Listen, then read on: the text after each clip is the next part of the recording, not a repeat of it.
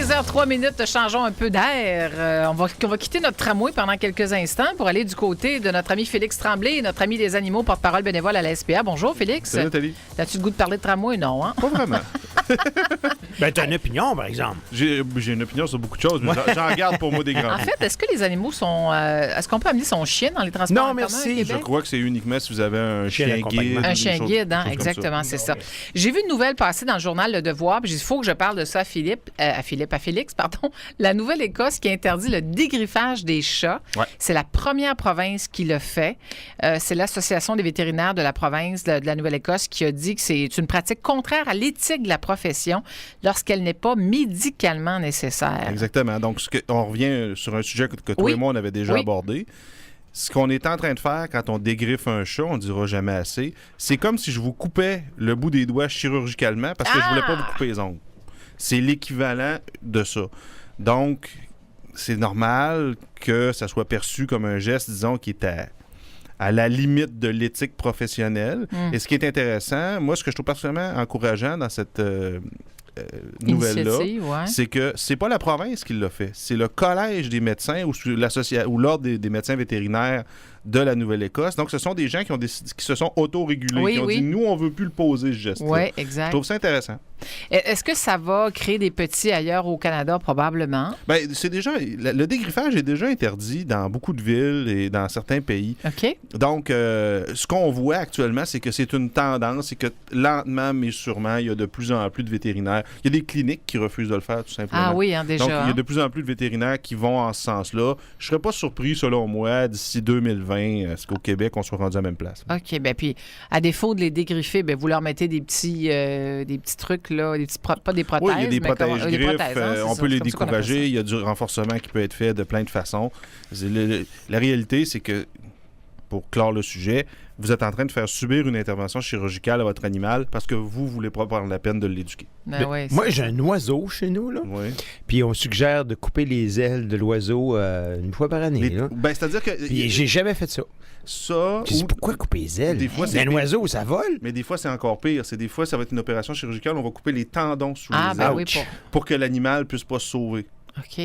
Alors que si vous voulez éviter, vous pouvez tailler certaines plumes. Moi, je Ouais, ne suis ben, pas un expert des oiseaux, mais il y en a. Ouais. Et ces plumes-là, la beauté de la chose, c'est que ça repousse. Ouais, Donc, vous ça n'êtes pas en repousse, train c'est ça. d'endommager l'animal de façon permanente. T'as quoi comme oiseau, une perruche? C'est un inséparable.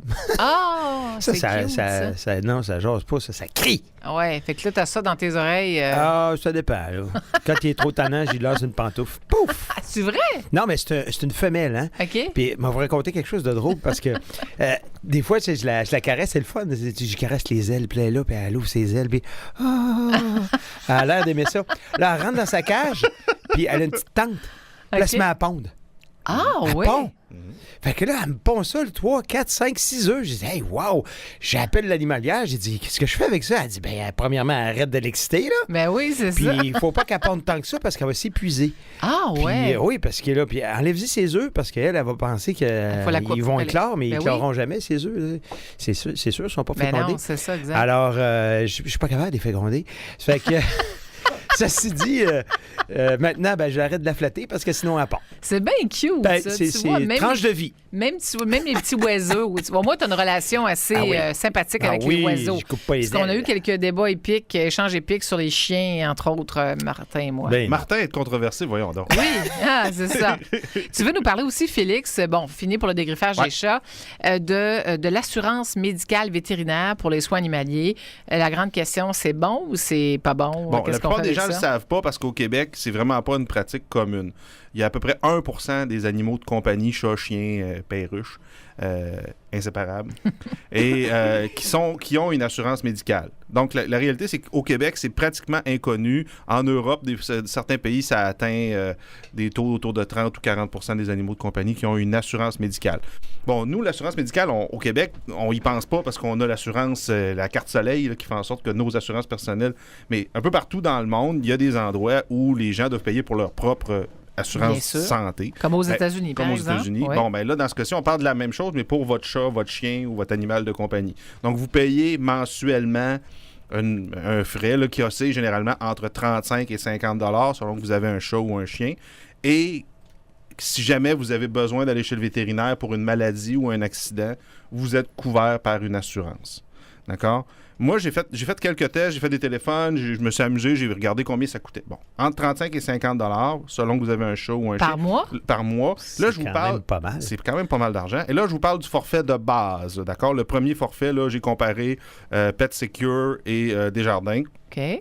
Et le forfait de base. Parce que si vous allez à l'autre extrême, ben là, sky's the limit. Là, dans le sens où les assurances, si vous êtes prêt si vous voulez avoir des assurances de 10 000 $, ils vont vous couvrir, mais vous allez payer le frais en conséquence. Mais le frais de base, c'est quoi, te souviens-tu? C'est, comme je te dis, là, à peu près, c'est soit 35 $ pour un chat. Mais qu'est-ce que ça comprend? Ça comprend une assurance. Bon, il y a deux formules. Ça comprend une assurance qui va aller jusqu'à environ 1 500 $ OK. de couverture. Et là, vous avez le choix. Soit il va y avoir un déductible d'environ 200 $. OK. Soit l'assurance va couvrir 80 % des frais médicaux, mais il y a un 20 % qui va sortir de votre poche. C'est une formule qui est vraiment intéressante. Moi, autrefois, avec mon chien, j'avais une assurance médicale et c'est vrai que si jamais, par exemple, vous avez un animal qui se fait frapper par une voiture ou quelque chose comme ça, les frais peuvent monter très rapidement. Ça peut facilement aller au-dessus de 1 500 $. Là, c'est pas un problème. Et, bon, c'est une sécurité dans le sens où si jamais il arrive quelque chose avec mon chien, ou mon chat, bon, ben, je suis protégé. En même temps, j'ai fait le calcul et je me suis demandé si ça valait la peine. Donc, pour prendre l'exemple d'un chien, d'accord, 50 $ par mois sur 12 mois, ça vous fait 600 $ par année en assurance. OK. Après 2 ans, vous êtes rendu à 1 200 $. Vous êtes couvert pour un montant de 1 500 $. Ben là, ça... Donc là, vous avez mis 1 200 $ pour une assurance de 1 500 $ et des problèmes graves chez le vétérinaire, vous n'en avez pas tous les ans. Là. Vous en avez, si vous êtes vraiment malchanceux, peut-être une fois par 3 ans. Absolument. Ou si votre animal de compagnie commence à être plus vieux, bon, ben, peut-être effectivement qu'à ce moment-là, vous allez aller plus souvent chez le vétérinaire. Mais conclusion, ça ne vaut pas la peine. Ben, c'est-à-dire que je trouve que ce qu'on appelle de l'auto-assurance peut être intéressant. Ça. De l'auto-assurance, là, c'est qu'au lieu de prendre le 50$ puis de l'envoyer à un assureur, vous le mettez dans un compte de banque de côté. Dans un pot. Puis quand vous en aurez besoin parce que votre animal a besoin d'un traitement vétérinaire, ben là, vous ne serez pas là à vous gratter la tête en vous demandant où est-ce que je vais prendre cet argent-là. Juste pour que ça soit clair. Parce que je ne veux pas prendre position contre les assurances. Non. Je pense que c'est une formule qui est franchement intéressante. Mais c'est à nous à faire les calculs. C'est à nous à faire les calculs. Mais une des raisons pour lesquels c'est moins avantageux au Québec, c'est parce que, ça c'est mon analyse à moi, j'ai pas d'assureurs qui me l'ont dit, mais quand j'ai vu des chiffres, ça allait dans ce sens-là, le risque n'est pas assez collectivisé. C'est difficile pour l'assureur de faire son argent. Il n'y a pas assez de monde qui prenne l'assurance. Parce qu'une assurance, d'une certaine façon, c'est une loterie inversée. Là. C'est-à-dire qu'on répartit le risque à grandeur, puis là, quand il y a quelqu'un qui a un problème, ben, l'argent des autres paye celui qui est assuré. Actuellement, c'est pas suffisamment collectivisé. Selon moi, une des raisons pour lesquelles en Europe, il y a un taux plus élevé, c'est justement parce que les assurances sont plus basses, le risque est plus collectivisé, ça devient plus intéressant. Je comprends. De prendre une assurance comme celle-là. OK, c'est bon. Est-ce que tu as une question là-dessus? Ben, en fait, il existe une alternative parce que j'ai connu une personne qui vendait en fait aux vétérinaires ce qu'il appelle un financement. C'est comme un prêt accédé, là, par exemple. Alors, si tu as un problème, si tu n'as pas d'assurance, justement, puis tu as un chien, tu l'aimes beaucoup, puis tu as 2000 $ à mettre sur ton chien pour le sauver. Tu sais, c'est dur d'arriver et de dire, bon, ben non, euthanalie-le, tu vas l'euthanasier, j'ai pas assez d'argent, tu sais. Tu peux avoir recours à l'accédé. Alors, il existe des programmes de financement, c'est pas tous les vétérinaires qui en ont, où tu peux financer carrément le 2000 $. Là, admettons que ça te coûte 2000 $, là, puis le répartir sur une certaine période. Pareil comme un accédé. Un accédé, un prêt. Là. C'est un prêt carrément. OK, c'est bon. C'est des compagnies qui offrent ça. C'est très populaire ailleurs dans le Canada anglais et ça vient d'arriver ici au Québec. Il commence à avoir des services de vétérinaires qui ont ce service de financement-là parce qu'on ne veut pas se départir de son animal quand on l'aime, puis il est malade, ben il peut être sauvé.